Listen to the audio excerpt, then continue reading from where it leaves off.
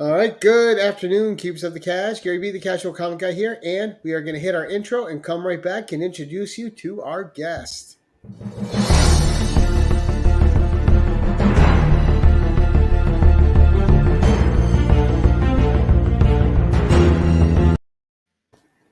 All right, we are back, and our guest tonight, my guest tonight, he was on the show once before to promote The Gallows Man 1 and 2, which is a fantastic read. And if you guys don't know him, he's around the community. And this is Brandon Ingram. Good evening, sir. How are you? Thank you. Thank you. I'm doing pretty good. Doing pretty good. Thank you. Now, what brings us here tonight and brings you to the show is you have a new Kickstarter launching on October 18th.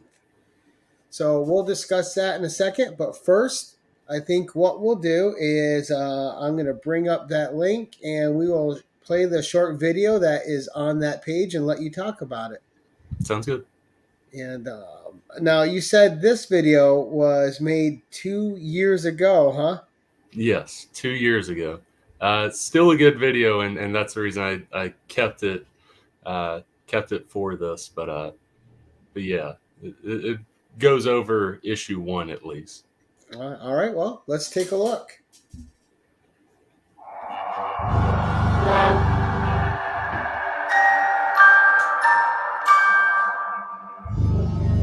Hey guys, Brandon Ingram here with Dismay Comics with our first issue of our horror anthology series, Dismay Avenue. I've been looking forward to this coming, and it's amazing. This series, if you're wanting to know if this series is for you, it's for the lovers of any and all things horror, the lovers of unique storytelling, the lovers of anthologies, and the most important thing to me, the lovers of just beautiful, amazing art. And that is completely on display here in Dismay Avenue number 1.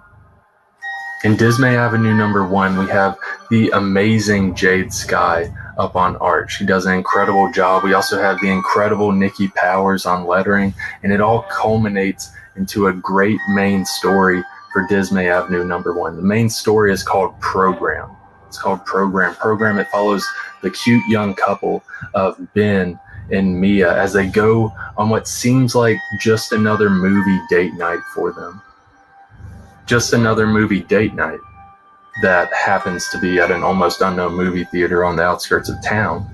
And Mia and Ben, they soon realize, however, that this will be anything from just another date night as things get more and more surreal within the walls of this movie theater. What will be the outcome of Ben and Mia? You'll have to find out in Dismay Avenue number 1.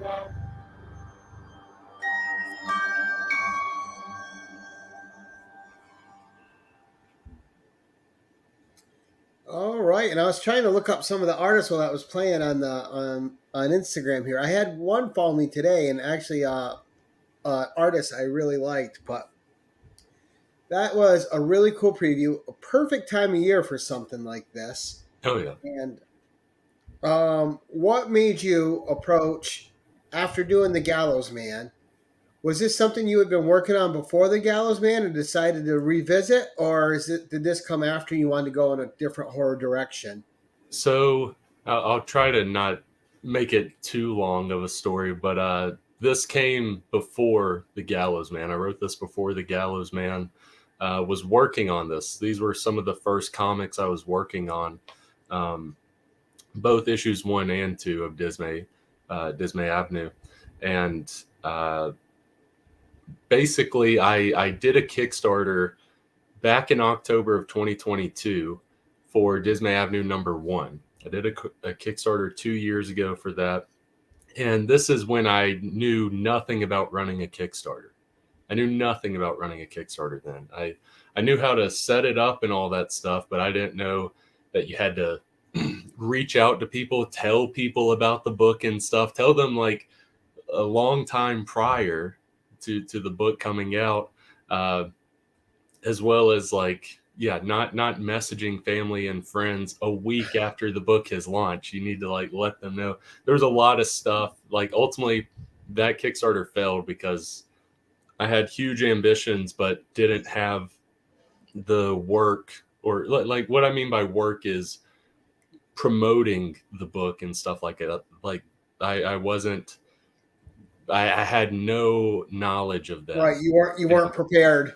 Exactly. I'm more than willing to admit that to people, because yes, for anyone that's ran a Kickstarter, if you're watching this, and even if you've never had a book fail, when you're in that period of like, oh, will this succeed? Will it not? It's just like constant stress of just like, oh gosh, are we ever going to do this? And then when that Kickstarter failed, yeah, it was definitely a gut punch, but I I picked myself back up.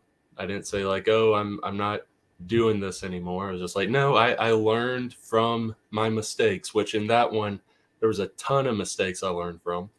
Applied what I learned, used that on the first Gallows Man issue Kickstarter.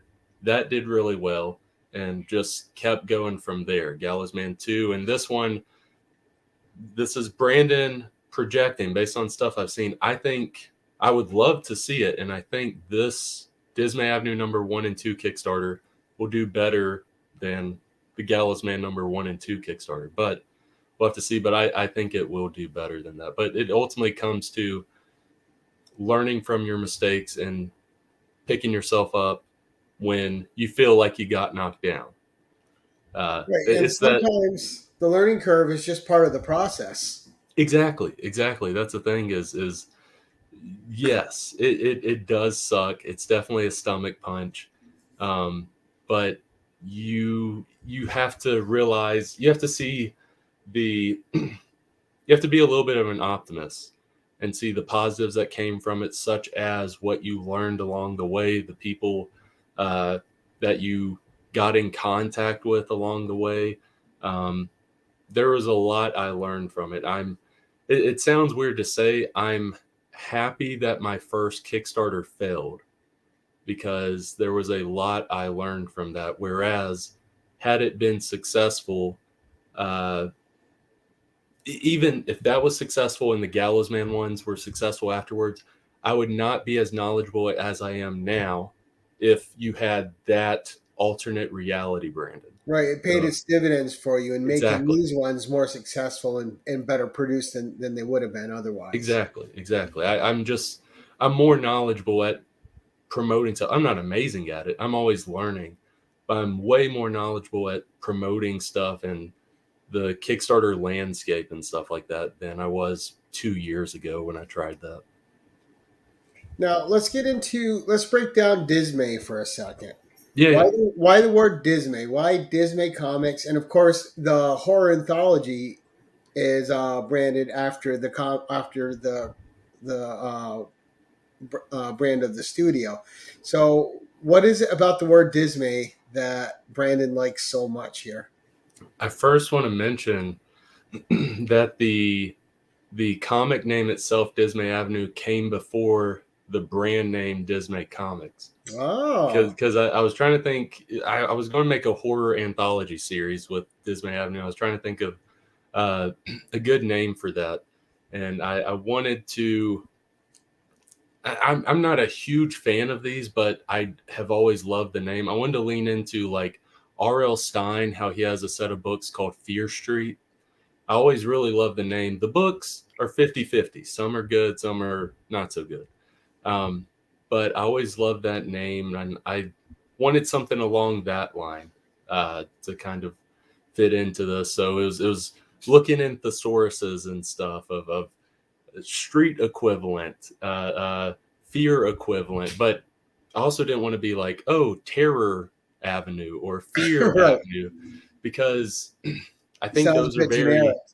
it sounds generic, as well as it's like very narrow. Like Terror and Fear are very narrow when it comes to horror, whereas Dismay is different. Dismay, when it comes to the horror, like there's books. It's the word dismay is used several times in the Bible and all this stuff.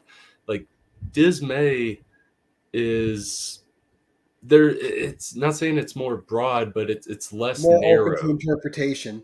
Exactly. And I felt that was perfect, because with this series, you're not going to see one set of horror. There's going to be multitudes of horror. And even sometimes you're like, huh, like, I guess that was horror. I didn't expect that. With the first two issues, it's that psychological and kind of cosmic horror. But some issues will be a little bit different from that. So I think Dismay was able to encapsulate what I wanted to go with for that. Well, and we're going to show the audience tonight a little sneak peek inside these books. Yeah, yeah. Well, before we do that, let's talk about the art styles for a second, because each story has a different art style, except for two of them, right? You Yeah, have Program and you have Raw Horror, both by Jade Sky, who does an Mm. amazing job. But what thought went into picking the style of horror for each story? Was that a thought out process, or just happened to be the artist you could get for each tale? No, with this, it was definitely thought out. I wrote the scripts, had them basically had like what would like these four stories will make up issue 2.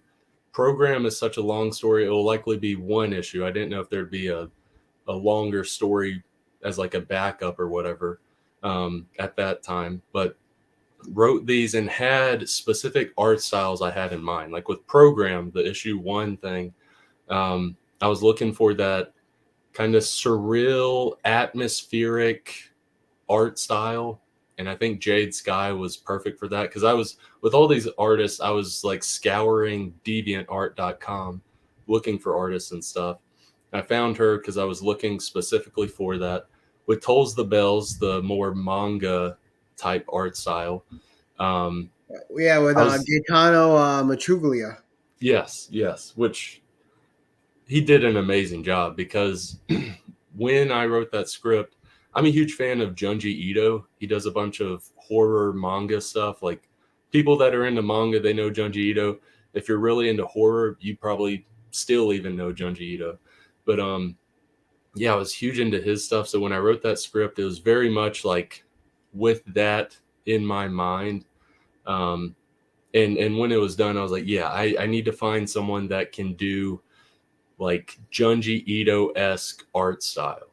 And he knocked it out of the park. And then Raw Horror, I wanted, again, that surreal, dreamlike art style. That was the first story that Jade did. She did Raw Horror from issue 2, and then I got her to do Program in issue 1. And then Destination. Destination, I wanted like that, a more contemporary, modern comic art style, but it still looks like beautiful. Like, there's still some beautiful scenes in that, and I think it was perfect, and it got knocked out of the park. And then the last one, Acolyte, which is done by Helen Bolton, and she's, for those that don't know, she's the interior artist for The Gallows Man. And she's continuing to do the interior art there. But this was the first story, the first comic I worked on with her was Acolyte. And then from there, hired her for Gallows Man. Right, and it actually has like an Archie Comics feel to the art a little bit. Yeah.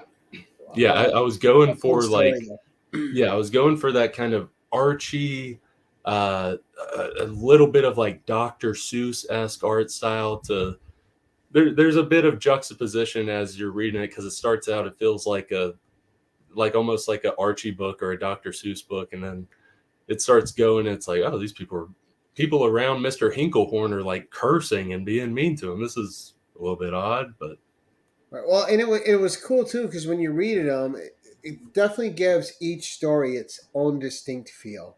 oh yeah, Nothing bleeds together. They all have a separate visual style, which sets a tone to you visually and mentally when you start reading it. oh yeah, I'm a big fan of the old black and white magazines, so I really connected with Gaetano's art. But I yeah, didn't yeah, have a problem with anyone's art. It's just I happen to connect the most with his. yeah. I get that. Yeah, Jade Skies, the painting was beautiful, but they were all fun. I thought they all fit the stories they were telling. Now, you seem after reading these, there's a couple of them, and I'm not going to spoil anything, but it seems that you like to leave some of your horror writing, that you like to leave the endings on a couple of them a bit vague, to leave it to the interpretation of the reader. So Yeah. is that an intentional style where you want the reader to think about it after and what it might mean to them, or Not saying it's all of my stories, but I like that with horror as well as movies and comics and stuff, is like leave it up to the reader's interpretation. And what's amazing about that is if you have a buddy or whatever that also read it, or if you're talking about like movies, like they also watched it, you're able to discuss it. Like there's a discussion there. It's not just like I read it and then okay, never thinking about it again. Even if you don't have someone to talk to about it, you're still thinking about it a little bit after you read, as opposed to, oh, it's done. Which there's a lot of good stories, and there's some good stories that will happen with Dismay Avenue like that. But I I do like some ambiguous endings, because yeah, something like Program, that has an ambiguous ending. You have to kind of decide your mind what happened there. right? Well, even raw horror is a bit, I thought, Yeah, ambiguous. yeah, All right, so let's take a look back at the Kickstarter here, and let's talk a little bit about your launch and what you got coming out with the Kickstarter. I'm going to have this up for everyone to see. So this goes live on the 18th, yes. and as you can see, we got a great cover there. And tell us who the cover artist was on this one. It's Kaz Illustrations. It's like a studio. They did the cover art for both issue 1 and issue 2. They did an amazing job. Right, and we'll show issue 2 as well because the covers really draw you in. Yeah, yeah. And then let me see, we got right here, which is from Program. Yeah, yeah. Completely different art style on the inside, but that works as well. And, Yeah, because with that cover, I wanted it to feel kind of like a movie poster, but still, it looks like a comic cover. Not well, actually, kind of both of them, but more the one where they're sitting. Like it feels like more like one of those art house movie posters where they're sitting and it has like the program text and stuff. nice. Now with the Kickstarter again, you launch on October 18th, Yes. and what are some of the pledge levels and stuff that you guys are looking for here? Do you have any of that figured out yet? Yeah, yeah. If you scroll down there, they start on the right side. Oh, here we Like go. yeah, yeah. I was going too quick. You know what? I was so busy Yeah, you're looking all at the good. art that I didn't notice it because the art draws you in. Yeah, yeah. That's good. People will look at the pages and then they're like, "How the heck do I get this book?" And they look over. It's like, "Oh, there it is." So yeah, So you yeah. have many different levels, so you can. So affordability is a key here Oh for a yeah, lot of yeah. people. Like there's a tier for any budget. Any and every bit helps, as well as sharing this out to people. So yeah, there's a tier starting at $1, and there's a tier goes all the way to $60. So anything within your budget, the first issue you can get that digitally for just $5. You can get both issues, issues 1 and 2 for $9, and that's over Right. 100 pages of comics. That's something I should preface to people is these aren't your normal size comic books. They're not 22 pages, not 32 pages. Like issue 1 is over 40 pages long, and issue 2 is over 60 pages long. Yeah, it's So 68. Yeah. yeah, you're getting a lot of bang for your buck with these books. So yeah, just right there, digitally you can get both for $9. And physical copies, they start at $11 and go up, and you get a lot more as it continues, because there's like a $25 tier that has both the books and has like a ton of extra stuff with it, where And it's a ships good bang for anywhere your in buck. the world. It does, yes. Almost all of the tiers ship anywhere in the world except I think the retailer tiers. They ship in the US. Ooh, a T-shirt as well. Now, what is the Yes. T-shirt image? It's actually on here. Scroll past the pages. I'll let you know when it is. It's like further down. You'll have to go past issue 1. This is like the issue 2 pages. All right, let's see. But yeah, I'm excited about this T-shirt.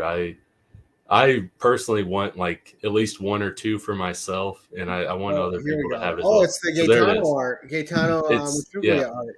yeah, it's Gaetano's art, and it's that I'm not going to spoil it. It's a scene within the comic, specific panel, and yeah, you have this kid, this little boy, basically just there's a vortex in your chest, and he's just reaching out, and I think it looks amazing on a T-shirt. It does. I will say his art absolutely captured me when I saw it. Oh yeah, yeah, Because he I is. am a big fan of black and white in horror. Oh And yeah, I don't something about it just fits, right? Now the other thing is, and we'll stop sharing this for a second. The other thing is, why an anthology, right? I mean, I know when it comes to movies, I've always loved anthologies, whether it was Creep Show, Tales from the Dark Side, John Carpenter's Body Bags, Trick or Treat, whatever it is. Anthologies are just fun, especially if you're doing quick. You have say you got 10, 15 minutes for something, right? You can watch part of it, you get a whole story, oh yeah. but there's an appeal to anthologies. What is your personal preference that appeals to you with the anthology format? Just kind of the freedom of storytelling, as well as there's a little something for everyone. Like even though it's a specific genre, it's horror. For this example, this horror anthology, there's different stories, and I hope you like and connect to all 4 stories. But let's say you don't connect to one of them, there's still all these others that you likely connect and like. Um, as well as I've just always loved anthologies because a big influence on this series for me, I'm going to get this and I'll talk about this in just a second Yeah, regarding. now I'm saying amazing design Yeah, and yeah, comic addicts. How you doing, Alex? Saying I love comic anthology. Oh, we all do, man. They're awesome. great. But yeah, so a huge influence for me was the Twilight Zone, like the Rod Serling 60s Twilight Zone. Huge influence for me on this series, but also just my love of writing, my love of horror. I think Rod Serling, to me, when it comes to making shorts, like TV horror and stuff like that, is a master at it. I love the Twilight Zone. You can still go back to it today. There might be a couple episodes where it's, or I won't say a couple. There's some episodes where costume design or whatever might not look the best because they were on a budget, but the Right. storytelling is so good that you don't even care about that. That's what I love about the Twilight Zone is it's just such good storytelling. Um, and I also want to mention this is not saying it's a knockoff, but this shows the influence on every back of a Dismay Avenue book. You have this little thing that says, "An unexpected turn brings you down an unknown road. No ordinary horrors are found down this road, only those of dismay." So Nice. it's different than that. It's a good tagline. Yeah. It's different than the will you imagine? It's different than the Rod Serling opening of a Twilight Zone episode, but that heavily influenced that tagline for the series, as well as uh, just me in writing horror anthologies. And I want to put out Alex's comment here. It makes a good point too, right? So, well, not that one.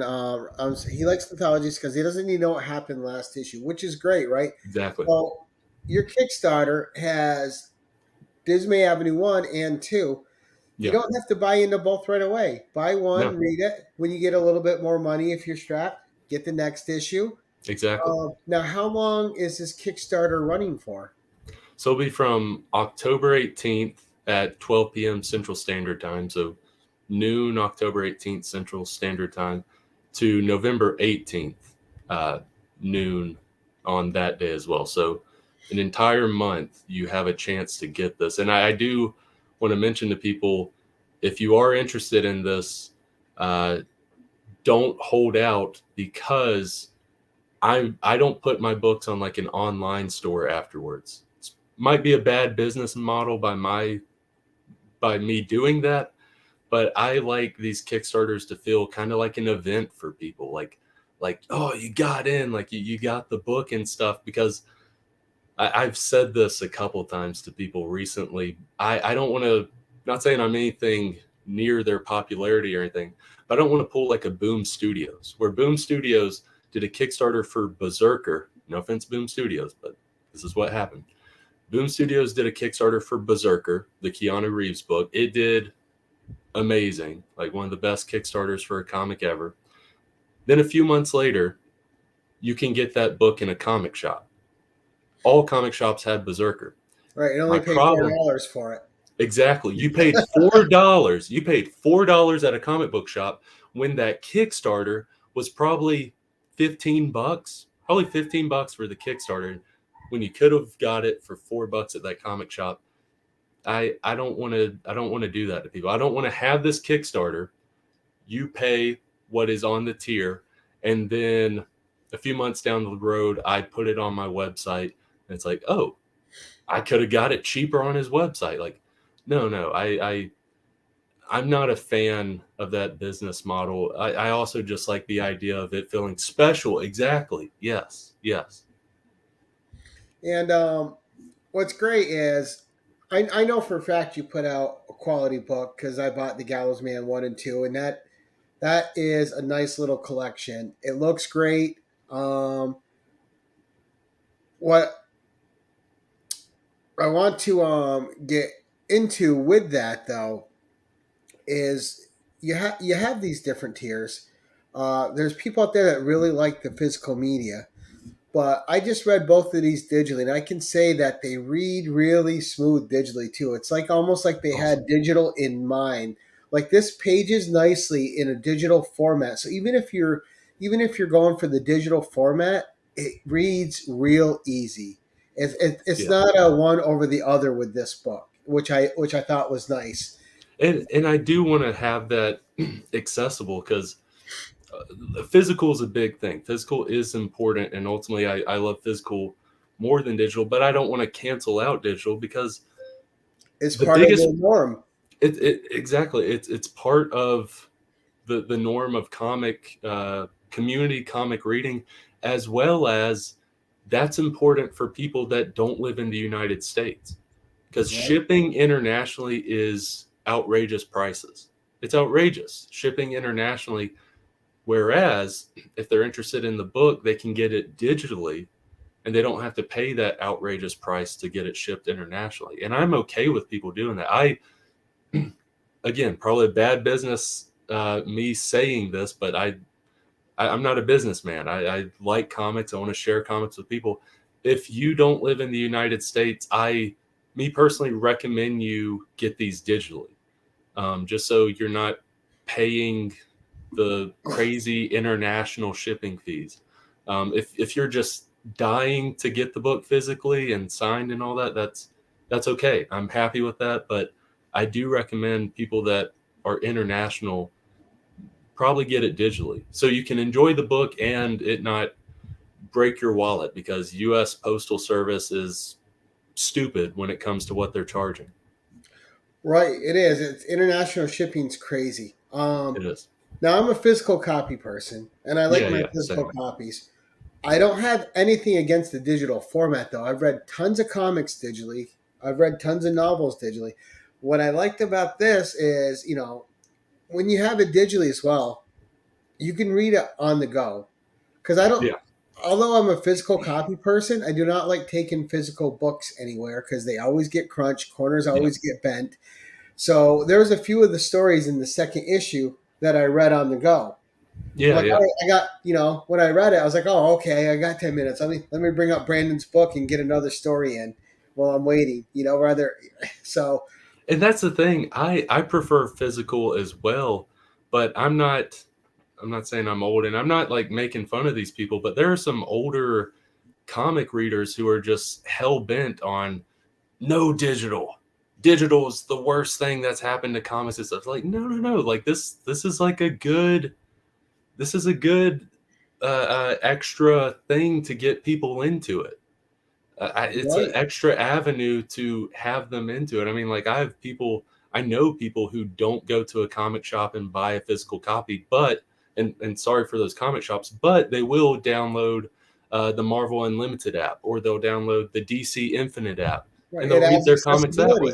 accessibility. Exactly. And there's nothing wrong because I like physical, but I'm not Yeah, either. I'm not a it can only be this way or that way type of guy. yeah. That's just silly thinking.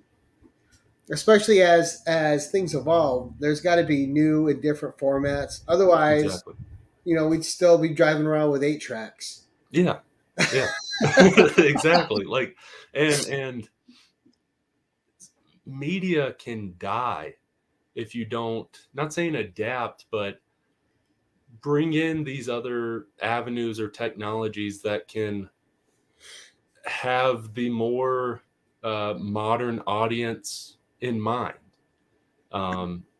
Because I'm, no offense to teens or kids or anything, but they have phones. They're on their phones a lot, and they might not go out and pick up a physical book, but it's not like they're doing nothing. I know a bunch of teens and kids that will read on their phone, and this is another aspect of them being able to read. It's Right. just on the phone.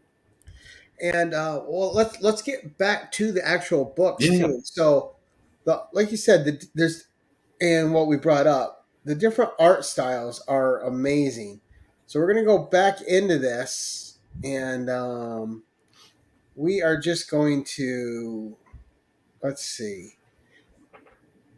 We are just going to take a quick look at some of the different art styles, and as I page through, and we'll bring it back up to the top. Because I really thought it was nice that each story was different. It really set it apart. And again, Jade Sky in Program and in Raw Horror. But oh yeah, let's see. So we'll start down here. Now this is the art that stuck out to me the most, of course, and this was Gaetano Matruglia.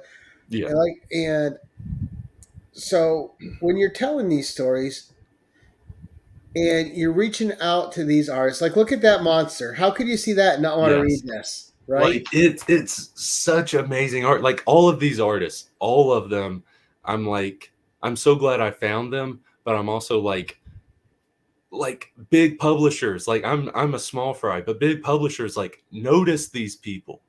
These guys are so good at what they're doing, and yeah, that guy, like all of their work is like ultra professional artwork. But like Gaetano stuff, it's like, dude, this is absolutely like beautiful. Like I'm not gonna cause like hate in the manga comic community and say like it's equal to Junji Ito, but like he does Oh, this is the amazing. Look at the detail work. exactly. It's so good. It's so creepy. It's such a creepy creature.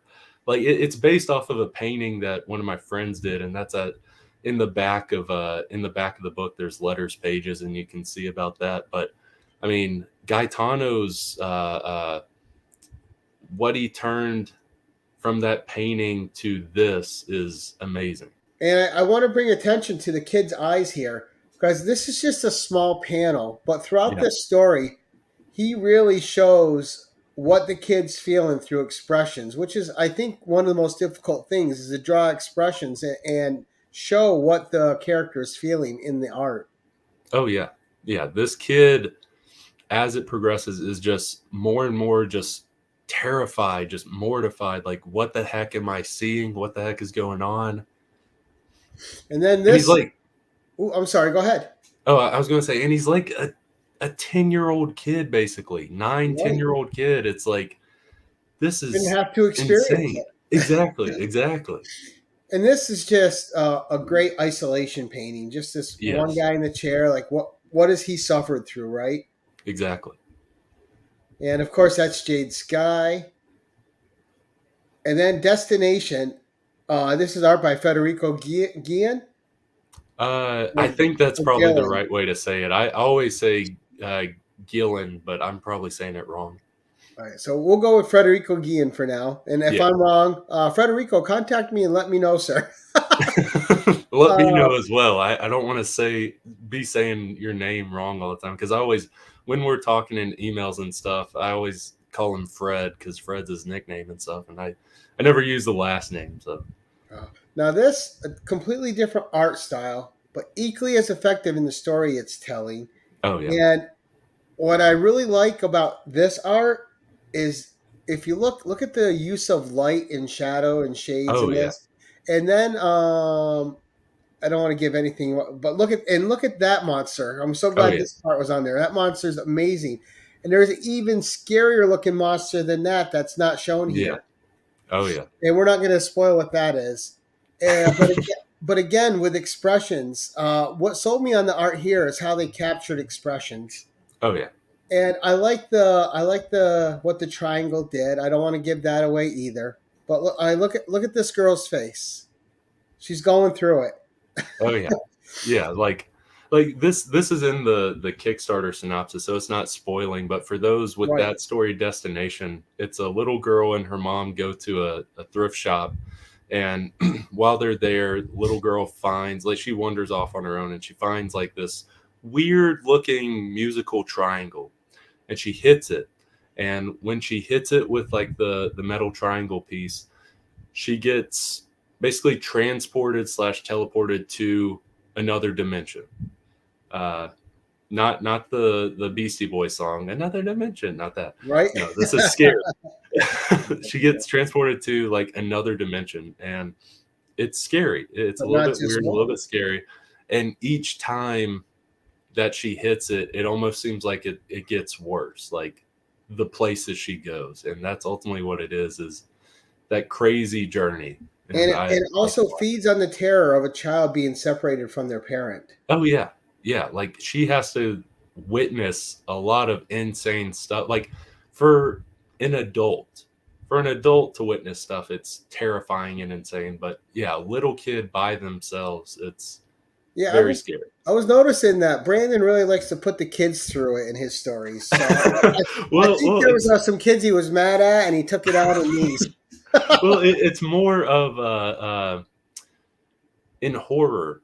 You might be able to not entirely sympathize more with a child, but you've been a child before, so you understand fears and stuff like that you had as a child, and kind of putting yourself in that child's position as you're reading, you're like, oh my gosh, like this is like horrible. Like you're imagining you as a child going through this. um, Well, let's I get. have nothing against the kids that I write in these books. It's just I'm just to picking on help you. the reader. Now we'll go a little further down here and to the next different art style. So you Oh see yeah, this acolyte, and right away it's kind of cutesy, yeah, yeah, but it's setting it up nice. But you're waiting for the unease to pop in, yeah, yeah, and and you're it seeing how builds some. yes, all these different things are happening to him. None of it's affected him, but there's a creepy reason for it. Oh yeah, yeah. Like you, as you're reading the book, the first few pages, like, oh, this just feels like a Dr. Seuss book or something. But as it goes on, you have like interactions like that where it's a ticked off driver goes around on the other lane, curses Mr. Hinklehorn out, throws a cigarette into his car, flicks him off as he drives by. And Mr. Hinklehorn, his whole reaction to all of that is just a smile and says, "Thank you, sir." It's like, Mr. Hinklehorn, there's a little something off with this guy. And as the comic goes on, you're like, oh, okay. Right. Yeah, It now I plays get it. out slowly, Yeah, yeah. and once you get to the reason he's okay with everything that's been happening to him. Yeah, it makes sense that. Right. Ooh, I knocked my camera, so I am not gonna be. You're not gonna be able to see me because, of Oh, I got you. course, I might have to go to my regular cam for now. Oh, there we go. All right, we're back. But again, the distinct storytelling in all of these really plays into it, and it sets you up which is I thought was one of the most clever things. Is each one sets you up for the story in a different, specific way.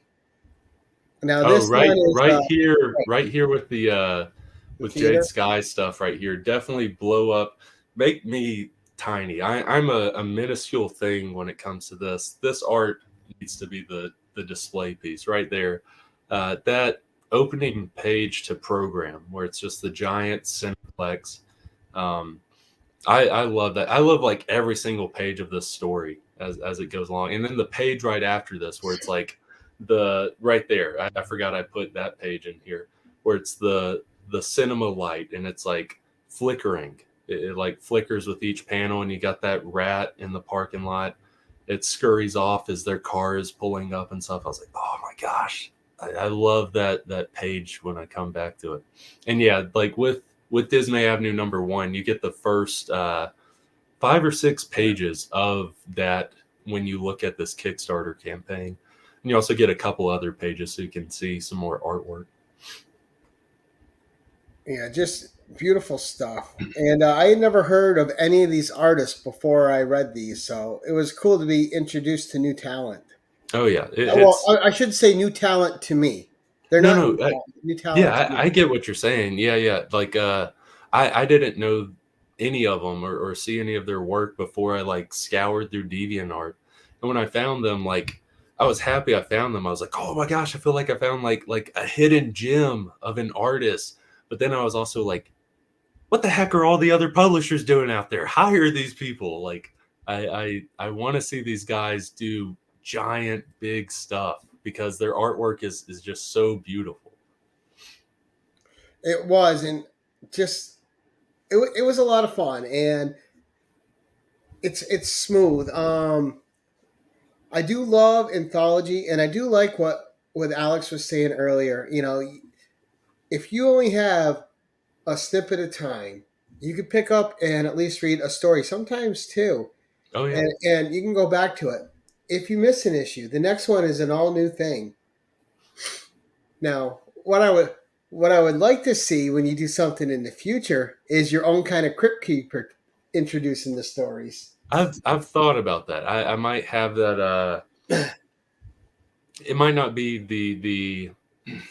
the introduction to every issue, but I've thought about it for like a couple issues where it would like fit perfectly with the stories or with like the time setting that those stories are in and stuff.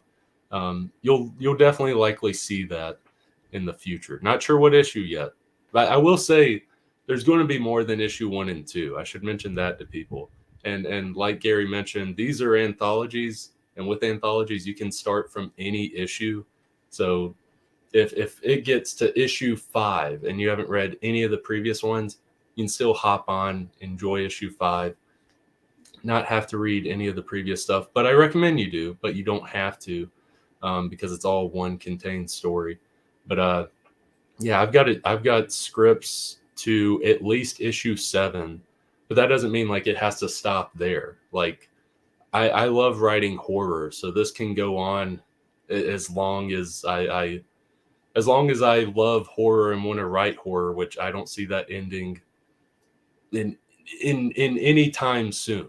I'll be very I'll be at least 10, 20, 30 years older before I see that happening. Now, and this is something else I wanted to touch on too. With this horror anthology coming out, especially a great time of the year for it. But what connected you to horror growing up, and what are some of your horror influences that you took into writing these? So let's see. We already I know think Twilight Zone. oh yeah. Twilight Zone was a huge influence when it comes to like me writing anthologies. Twilight Zone is a big influence in that type of writing style. The person that kind of introduced me to horror, like I grew up watching like some horror here and there, but like the person that introduced me to more horror was my cousin. She would come down, and my parents, because I was like 9 or 10, they didn't want me to see horror for the right reason. That makes sense. There's some stuff, there's especially like some rated R stuff at that time. I was like, yeah, I don't need to see this. But my uncle was a little bit more lax on that, to where me, my siblings, my cousin, we would go to my uncle's house. My cousin, because she watched a bunch of horror movies, would go to the video rental place. When video rental places were a thing, she'd go Right.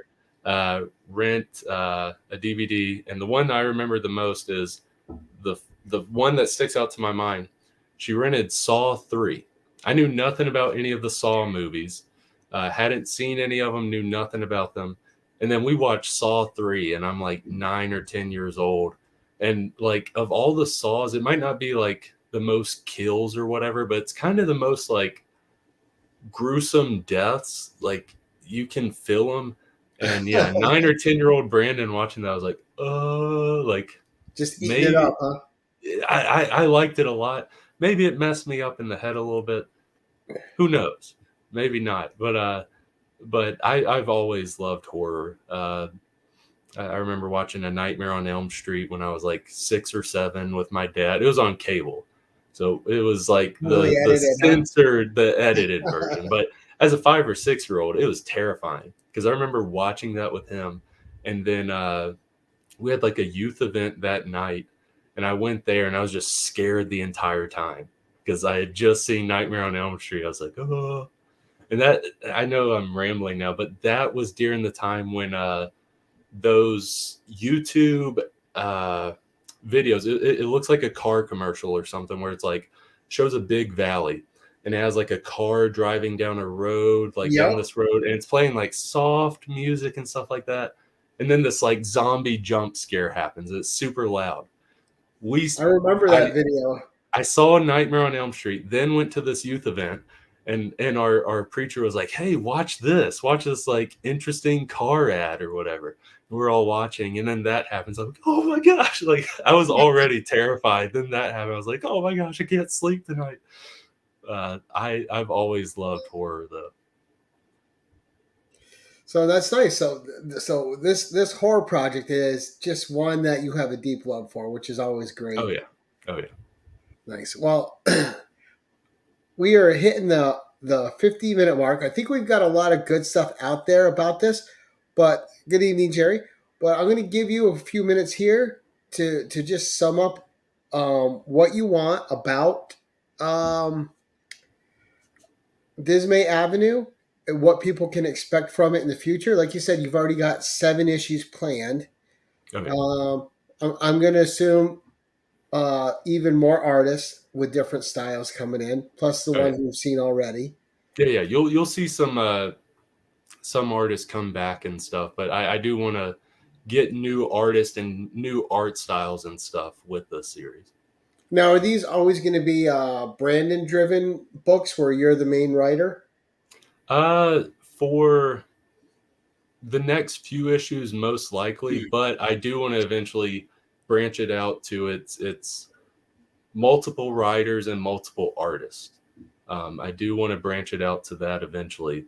I just have to tell myself, hey, like, there's people with better ideas than yours, or like, or at least like, hey, like I want to see these takes on these stories and stuff like that. Oh yeah, no, I was just curious if Dismay Comics was like going to end up being like a company that it's going to grow and start doing more. And I want it to be that eventually. I'm always reaching out to new artists and stuff, and I've had writers reach out to me before, but eventually I will have writers on Dismay Comics. My buddy Tio, who does a podcast with me called Store Brand Comics, so far he's like the closest thing to like helping or doing some writing on any of these books, because he co-wrote Alternate Reality, which is a 1-page comic at the end of Dismay Avenue #1. I read it. It was fun. Yeah, that's the closest thing to like a writing collaboration or having another writer on. But yeah, I'll likely have more. And I'll likely, Tio has some good ideas. I'll likely have Tio do his own stories and go from there, because there's a lot there. But well, I'm glad that you see a long future for this anthology format. Oh yeah, yeah. I want it to go as far as far as people are willing to read it, because I see a future for it, and I like what I'm seeing. Right, I'm going to bring your Kickstarter back up a second, and Yeah, I'm yeah, going to give you a minute or two to pitch it again to the audience and to the people watching on the rewind. Go through your information one more time. yeah, yeah. So I'm Brandon Ingram. I'm the creator of Dismay Comics, and specifically the comic that Dismay Comics is putting out on a Kickstarter coming soon is Dismay Avenue issues 1 and 2. This is a psychological / cosmic horror anthology series, at least with these first 2 issues. As the series goes on, it'll be a little bit different, but these first 2 issues, um, this Kickstarter launches October 18th, uh, 12 p.m. Central Standard Time. Try it if you're interested in this. Try to back it the first day, because the progress that's made in the first 24 hours of Kickstarter uh, helps it reach a lot more people.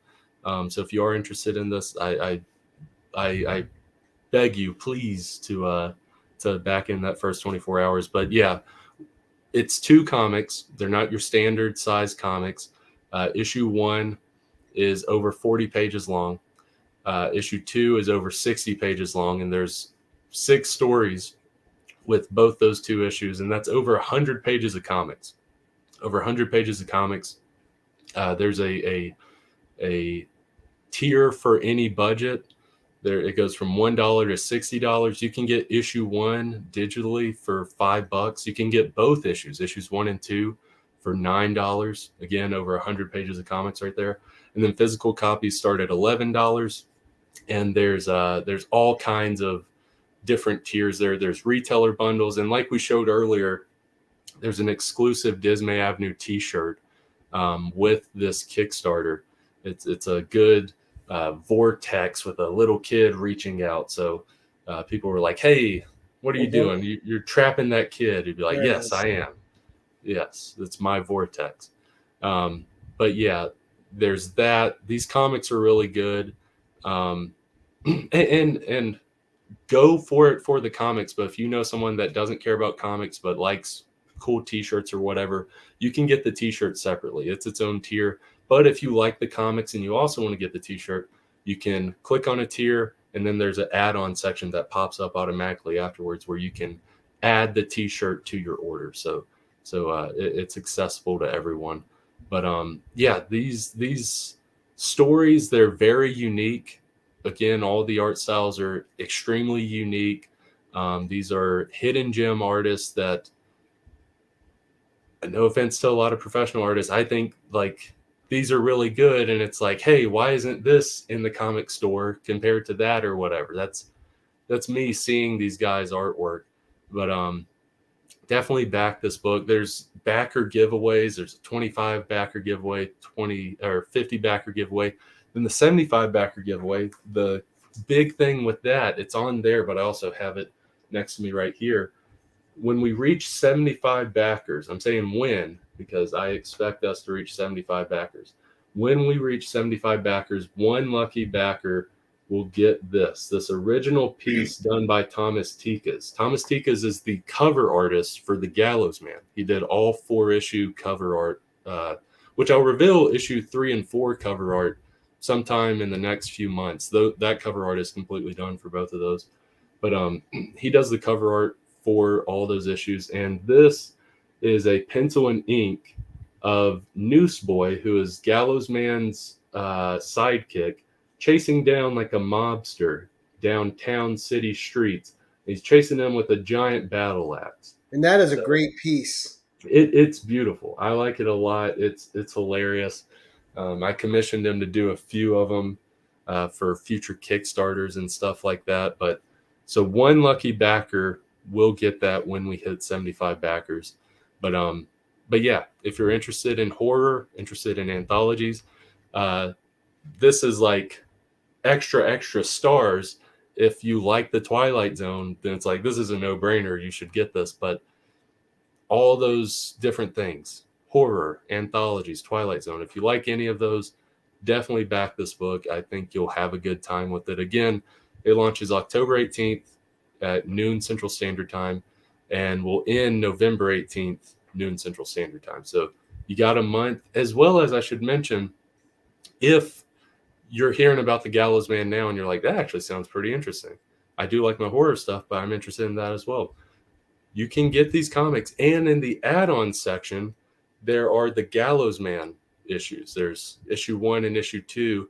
Those are in the add-on section. So if you miss those Kickstarters, the Gallows Man Kickstarters, you can get your horror books and you can get your Golden Age, Silver Age satirical superhero books. I'm glad you said that, because I was just going to say they have a gold and silver age feel to them. Oh yeah, the Gallows Man, and it's got a dark humor to it, which is really good. Oh yeah. All right, excellent. Wow. So Brandon, great stuff, man. Thank you. Thank you for the review copies. I had a blast reading through them. Thank I you, definitely think anyone that back season gets them will enjoy them. And again, the art doesn't disappoint. It's beautiful. And every story has something different to offer. So much so that sometimes it felt like it was a different writer. So each story has its. So you were good at completely making each story its own. Thank you. I do want to mention it's 4 days out from the campaign, October 18th. If you're watching this now and you're like, oh, what can I do now? You can go to my social media stuff. I've got Facebook, Instagram, TikTok, but specifically for this Kickstarter, you can go to my Instagram page. It's Dismay Comics. Just type in Dismay Comics on Instagram. Go to the link in my bio, and you'll be able to go to the Kickstarter pre-launch page. So the Kickstarter pre-launch page is the page you'll see before October 18th. You can go there, and there's a thing that'll say notify me on launch. If you're worried about like, oh, I might forget or something, definitely click notify me on launch. That way you'll get reminded. You'll get reminded about these comics when they launch. And if you forget to do it then, you'll also get a reminder 48 hours before the campaign ends. So if you're interested and you don't want to forget, definitely go to Instagram. There's the pre-launch page right there. Go to Instagram, go to Dismay Comics, go to that Kickstarter pre-launch link in my bio. It's a link in my bio, and definitely click notify me on launch. If you're already notified, like Gary is right there, it'll say saved. But yeah, you'll see a little thing that says notify me on launch. Click that just so you don't forget when it launches October 18th. And you'll get reminded. Right. Awesome. That, again, a lot of fun. I like reading horror. I like different styles of horror. So this had a little bit of everything, and thank you so much for coming on.